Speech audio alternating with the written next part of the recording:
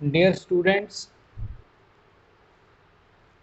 आज हम स्टार्ट कर रहे हैं चैप्टर लास्ट यूनिट के अंदर। ये लास्ट चैप्टर है हमारा बायोडाइवर्सिटी एंड कंजर्वेशन कंजर्वेशन। अब इसमें बायोडाइवर्सिटी क्या होती है? देखो, बायोडाइवर्सिटी टर्म जो थी वो रोजेन ने दी थी, और बायो मीन्स लिविंग, डाइवर्सिटी का मतलब क्या है? डिफरेंट टाइप्स के, डाइवर्स फॉर्म्स जो हैं ऑर्गेनिजम्स की। यानी बायोडाइवर्सिटी का मतलब हुआ कि अर्थ के ऊपर जो डिफरेंट टाइप्स के प्लांट्स, एनिमल्स, माइक्रोब्स, यानी अलग अलग तरह के जितने भी ऑर्गेनिजम्स लिव कर रहे हैं डिफरेंट टाइप के, उन सबको इकट्ठा मिला के हम बायोडाइवर्सिटी के अंडर स्टडी करते हैं। अब मैग्नीट्यूड ऑफ बायोडाइवर्सिटी की अगर हम बात करें तो दुनिया में 70%, अगर हम बायोडाइवर्सिटी की बात करें तो दुनिया में 70% बायोडाइवर्सिटी है due to the different animal species, and 22% biodiversity है due to different plant species. तो नंबर ऑफ एनिमल स्पीशीज जो हैं, डाइवर्स फॉर्म्स ऑफ एनिमल्स जो हैं, वो दुनिया में ज़्यादा हैं as compare to diverse forms of plants. और लगभग जो है more than 1.5 millions number of plants and animal species जो हैं वो अभी तक दुनिया में नोन हैं। और इनमें से भी अगर हम कंपैरिजन करें इंडिया के साथ, तो इंडिया में लगभग 142,000 यानी 1,42,000 स्पीशीज जो हैं प्लांट्स और एनिमल्स की, वो इंडिया के अंदर प्रेजेंट हैं। जबकि इंडिया जो है वो टोटल, अगर हम वर्ल्ड की बायोडाइवर्सिटी के साथ कंपैरिजन करें तो 8.1% जो है वो टोटल बायोडाइवर्सिटी वर्ल्ड की जो है वो इंडिया में है। 1,42,000 स्पीशीज जो हैं ऑर्गेनिजम्स की इंडिया के अंदर नोन है, which contributes about 8.1% of total biodiversity of world, whereas the land area, total land area जो है इंडिया में जो है वर्ल्ड का, वो सिर्फ 2.4% है। यानी लैंड एरिया के हिसाब से देखें तो हमारे हिस्से में सिर्फ 2.4% लैंड एरिया आता है दुनिया का, लेकिन बायोडाइवर्सिटी के मामले में देखें तो 8.1% बायोडाइवर्सिटी दुनिया की जो है वो इंडिया कंट्रीब्यूट करता है। और दुनिया के अंदर अगर हम ये डिफरेंट ऑर्गेनिजम्स को आगे अगर मैं बात करूं तो वर्ल्ड में 2,70,000 जो है वो हायर प्लांट्स हैं। 2,70,000 ये हायर प्लांट्स की स्पीशीज हैं पूरी दुनिया के अंदर।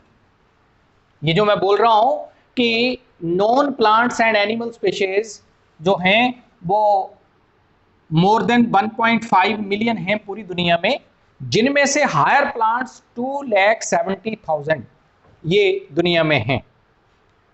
और अगर हम कंपैरिजन करें तो इंडिया में 17,500 ये इंडिया में है हायर प्लांट्स। यानी दुनिया में इतने, वर्ल्ड में इतने, और इंडिया में हायर प्लांट्स की जो स्पीशीज हैं वो 17,500।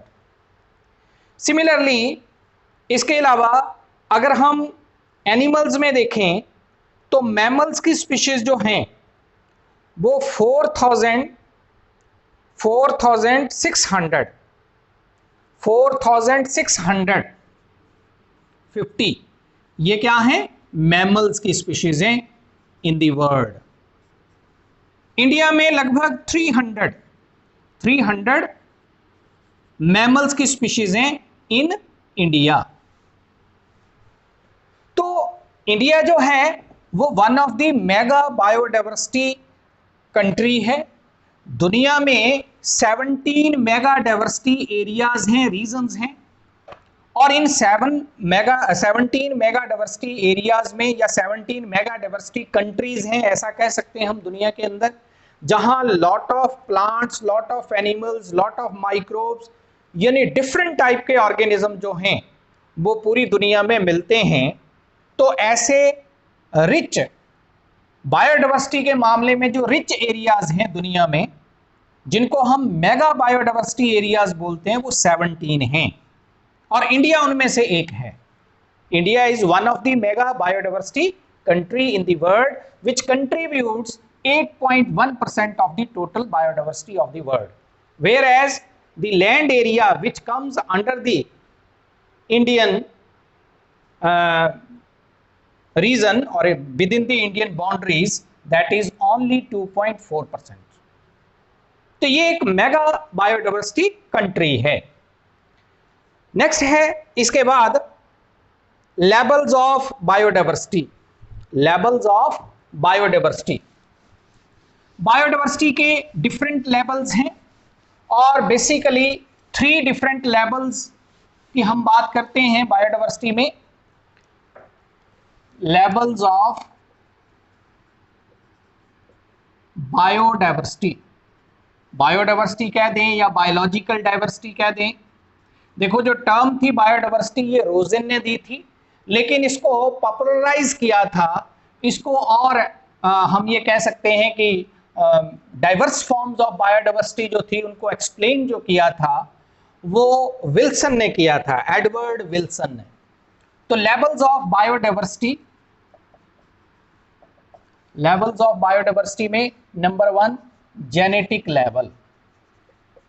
जेनेटिक लेवल, जेनेटिक लेवल क्या है?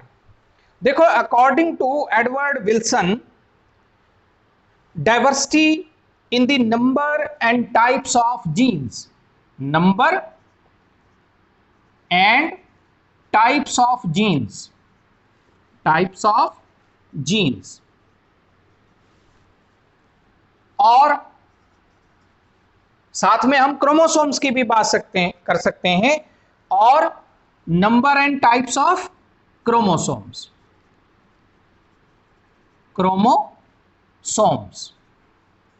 देखो, वर्ल्ड में डिफरेंट टाइप के जो ऑर्गेनिजम्स हैं, अलग अलग स्पीशीज के इंडिविजुअल्स में अलग अलग नंबर एंड अलग अलग टाइप के जीन्स होते हैं, और अलग अलग नंबर जो है वो क्या है, क्रोमोसोम्स का भी होता है in the different species. For example, और ये जो नंबर ऑफ जीन्स में, टाइप्स ऑफ जीन्स में, या क्रोमोसोम के नंबर और उनकी टाइप में जो डाइवर्सिटी मिलती है, जो भिन्नता मिलती है in different organisms, that is termed as genetic level of diversity, biodiversity.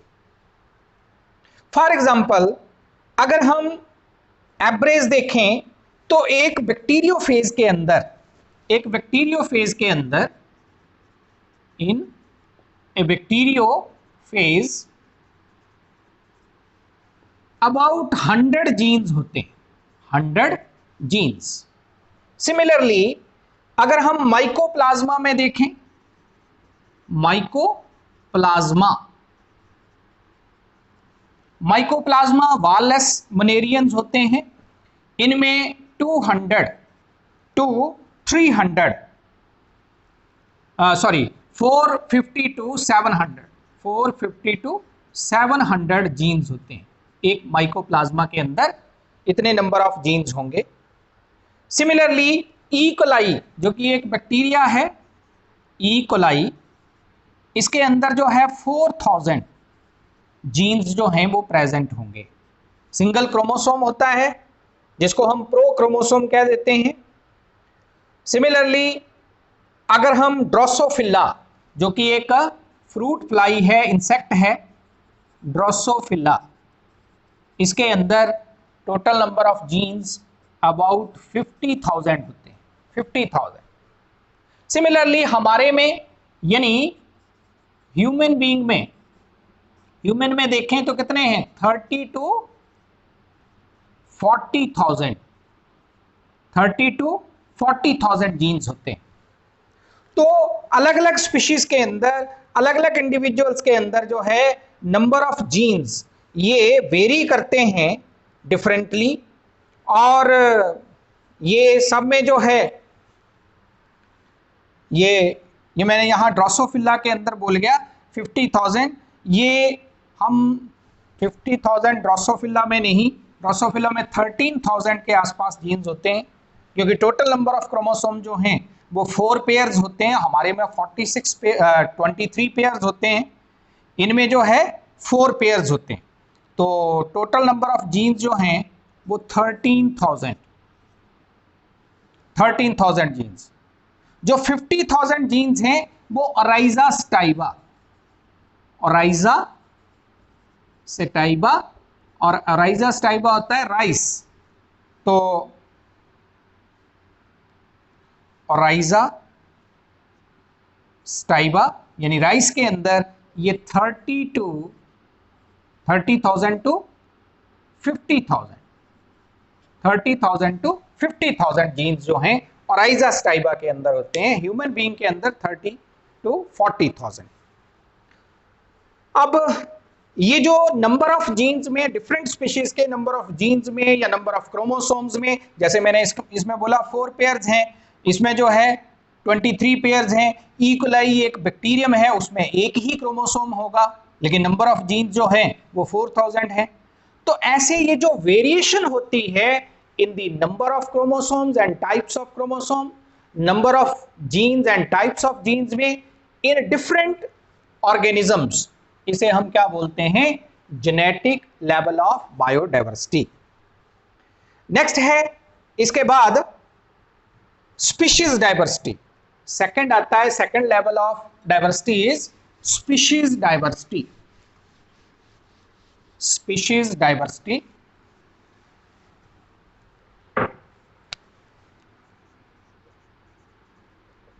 Species diversity, पहला लेवल आ गया जेनेटिक डाइवर्सिटी का लेवल, और दूसरा है स्पीशीज डाइवर्सिटी लेवल। देखो वेस्टर्न घाट्स जो हैं, वेस्टर्न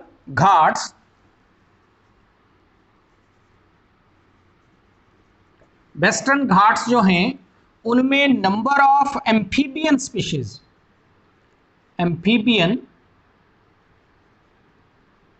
एम्फीबियंस एक क्लास है जो कि फाइलम कॉर्डेटा के अंदर, कॉर्डेटा के सब फाइलम वर्टिब्रेटा के अंदर एम्फीबिया क्लास आती है, जिसमें फ्रॉग, टोड, सैलमेंडर इस तरह के ऑर्गेनिजम्स आते हैं। तो वेस्टर्न घाट्स के अंदर एम्फीबियन स्पीशीज जो हैं वो क्या होती हैं, स्पीशीज की प्रेजेंस मोर होती है, more presence of amphibian species as compared to amphibian species in eastern Ghats. Eastern Ghats के मुकाबले वेस्टर्न घाट्स के ऊपर नंबर ऑफ एम्फीबियन स्पीशीज जो हैं वो ज्यादा होती है। और इसका मतलब क्या है कि एम्फीबियन की स्पीशीज में डाइवर्सिटी, लेवल ऑफ डाइवर्सिटी जो है वो ज्यादा है वेस्टर्न घाट्स के ऊपर as compare to eastern Ghats. तो ये समझाने के लिए मैंने कंपैरिजन किया है। और स्पीशीज डाइवर्सिटी का मतलब क्या है अब, तो स्पीशीज डाइवर्सिटी होती है is the variety in the number and richness of A species, is the variety, species diversity क्या है, it is the variety in the number, variety in the number and types, number and richness कह सकते हो, number and richness of species, richness of species in a region, किसी region के अंदर species diversity क्या है? It is the variety in the number and richness of the species in a particular area और in a particular reason. एक खास जगह के ऊपर, एक खास रीजन के अंदर हम ये कहेंगे कि variety in the number and richness of the species is termed as species diversity, कि कितनी नंबर ऑफ स्पीशीज जो हैं उस पर्टिकुलर एरिया के अंदर प्रेजेंट हैं और कितना उनका क्या है, उनमें नंबर जो है उनका ज्यादा है, तो उसको हम क्या बोलते हैं? Species diversity. फिर इसके बाद आता है, इसको थोड़ा और अगर एलेबोरेट कर दूं बे, तो स्पीशीज रिचनेस होती है, जैसे यहां स्पीशीज रिचनेस वर्ड आया, तो number of species per unit area, number of species per unit area represents the species richness, कि कितनी नंबर ऑफ स्पीशीज एक यूनिट एरिया के अंदर प्रेजेंट हैं, that is called as species richness. इसको हम बोलते हैं स्पीशीज रिचनेस। और स्पीशीज डाइवर्सिटी क्या है? तो it is the variety in the number and richness of species in a region. तो ये दो बातें। अब इसके बाद आता है कि किसी पर्टिकुलर एरिया के अंदर डिफरेंट काइंड की स्पीशीज हो सकती हैं, उनमें से कुछ स्पीशीज डोमिनेंट हो सकती हैं और कुछ स्पीशीज जो हैं वो क्या होंगी, कुछ स्पीशीज जो हैं वो रिसेसिव हो सकती हैं या लेस डोमिनेंट हो सकती हैं, ठीक है। लेकिन अब यहां पे सेकंड एक टर्म अराइज होती है, दैट इज स्पीशीज इक्विटेबिलिटी या स्पीशीज इवननेस। तो ये क्या है? Species evenness, number of individuals of different species in a particular area. एक पर्टिकुलर एरिया के अंदर number of individuals of different species in comparison to each other, वो कितने हैं? अगर मान लो ऑलमोस्ट इक्वल नंबर में डिफरेंट स्पीशीज के इंडिविजुअल प्रेजेंट हैं किसी पर्टिकुलर एरिया के ऊपर, तो हम क्या बोलेंगे कि देयर इज स्पीशीज इवननेस। यानी ये मान लो कोई एरिया है, कोई जियोग्राफिकल एरिया है, उस एरिया के अंदर ये एक प्लांट है, ऐसे ही ये एक और प्लांट है, दोनों की सेम स्पीशीज है, लेकिन ये एक और प्लांट है, ये अलग स्पीशीज का है, ये एक और प्लांट है, ये इन दोनों की सेम स्पीशीज है। तो ये दो अलग अलग स्पीशीज के प्लांट्स हैं और दोनों के इंडिविजुअल कितने हैं, यानी दोनों का नंबर कितना कितना है। इसको मैं स्पीशीज ए मान लूं, तो ये ए स्पीशीज का, ये भी ए स्पीशीज का, ये बी स्पीशीज का, ये भी बी स्पीशीज का। तो दोनों के अलग अलग स्पीशीज के, यानी total number of species plants की इस एरिया में कितनी है? 2। और दोनों कितने कितने हैं नंबर में? 2 ईच। इसका मतलब दोनों का बराबर नंबर है। तो यहां क्या है, इन दोनों में आपस में स्पीशीज में क्या है? इवननेस है, इक्विटेबिलिटी है, बराबर में है।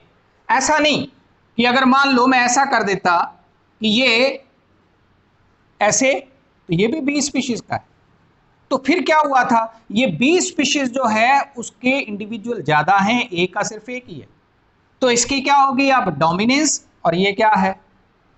ये एक ही है नंबर में, यानी ये रिसेसिव है, तो इसको हम बोलेंगे स्पीशीज अनइवननेस। ये इक्विटेबिलिटी नहीं है, ये अनइवननेस है। लेकिन अगर बराबर में है तो फिर हम बोलेंगे कि इवननेस है या स्पीशीज इक्विटेबिलिटी है। तो स्पीशीज इवननेस का मतलब होता है number of individuals of different species in a particular area. Number of individuals of different species in a particular area that represent the species evenness. Next है, थर्ड लेवल आता है हमारे पास इकोलॉजिकल डाइवर्सिटी।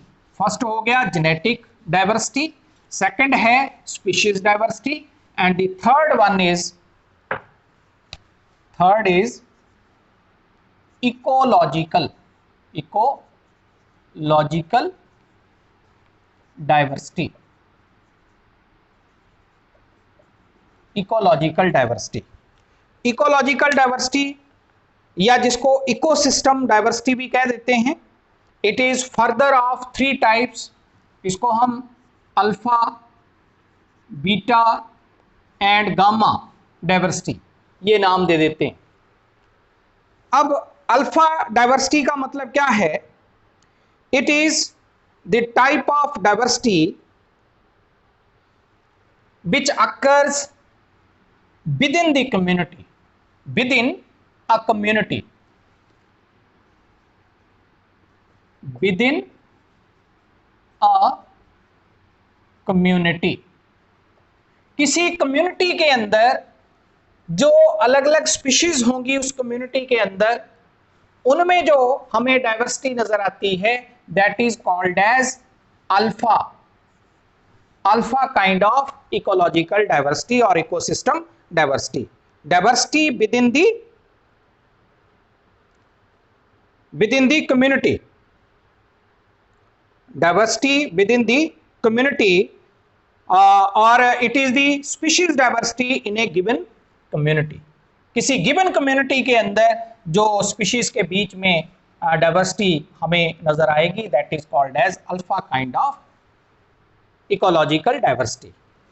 सेकंड इसमें आ जाती है beta, the kind of diversity, species diversity in between the members of 2 different communities,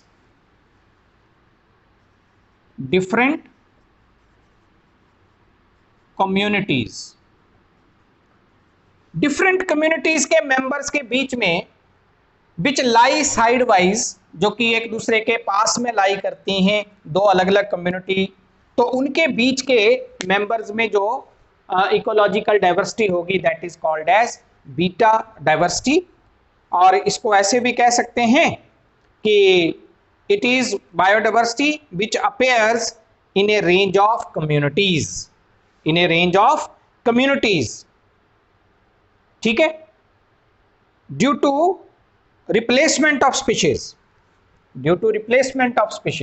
तो nearby communities के बीच में अगर हमें किसी किस्म की इकोलॉजिकल डाइवर्सिटी, स्पीशीज डाइवर्सिटी नजर आती है, that is called as beta diversity. और थर्ड वन है दैट इज गामा डाइवर्सिटी क्या होती है? It is also the diversity between the members of different communities which lie at a distance और which lie apart from each other, जो एक दूसरे से दूर लाई करती हैं कम्युनिटीज, तो उन कम्युनिटीज के बीच में it is the diversity present in the ranges of communities or as represented by diversity of habitats over a total landscape or over a large geographical area। किसी बड़े जियोग्राफिकल एरिया के ऊपर, कोई बहुत बड़े जियोग्राफिकल एरिया के ऊपर different communities के बीच में अगर कोई स्पीशीज डाइवर्सिटी लाई करती है, इकोलॉजिकल डाइवर्सिटी लाई करती है, then it is called as gamma diversity। इन दोनों में डिफरेंस यही है कि जो बीटा डाइवर्सिटी होती है वो एक कॉमन एरिया के अंदर जो डिफरेंट कम्युनिटीज रह रही हैं, उन कॉमन एरिया के अंदर रहने वाली कम्युनिटीज के इन बिटवीन जो डाइवर्सिटी है, दैट इज बीटा डाइवर्सिटी। लेकिन गामा डाइवर्सिटी है, it lies in between the members of different communities over a large geographical area, over a large geographical area, ठीक है।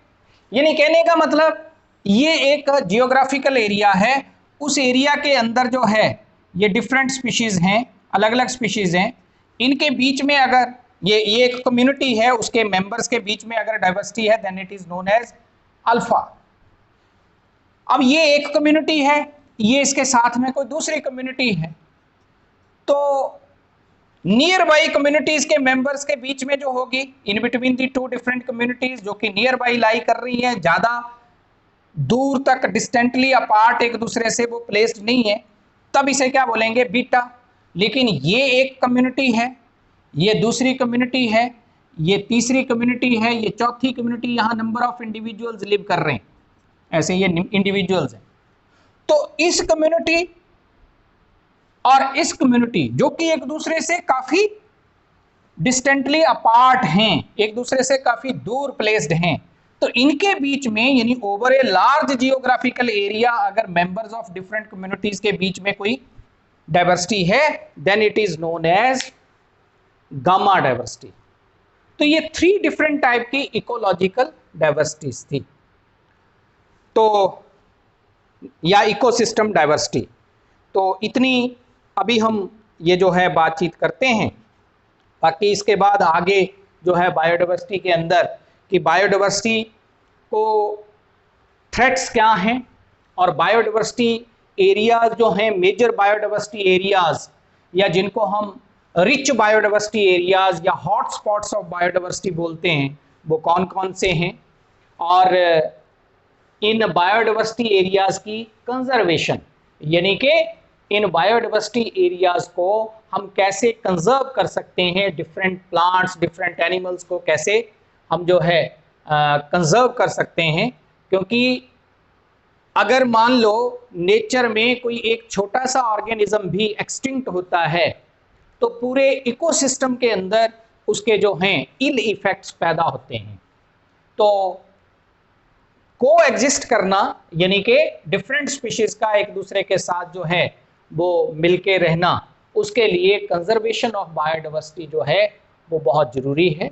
तो बायोडाइवर्सिटी के बारे में और उसको कंजर्व कैसे कर सकते हैं हम, उसके ऊपर हम नेक्स्ट उसके अंदर हम लेक्चर के अंदर बात करेंगे। Thank you very much.